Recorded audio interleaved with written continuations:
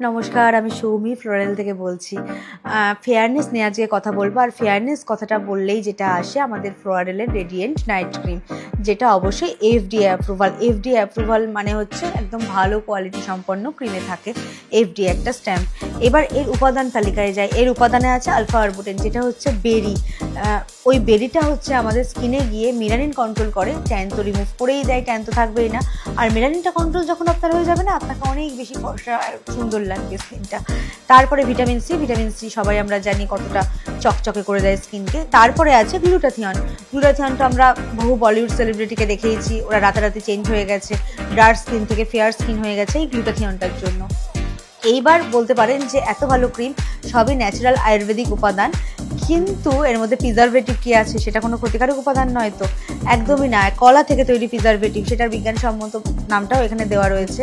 Sodium PCA আছে, যেটা hyaluronic অ্যাসিডের থেকেও 250 গুণ বেশি ভালো কাজ করে। আপনারা অবশ্যই এটা একটা নিয়ে নিন, আপনারা নিজেরাই বুঝতে পারবেন, তারপরে টোটাল রেঞ্জটা নিতে পারবেন।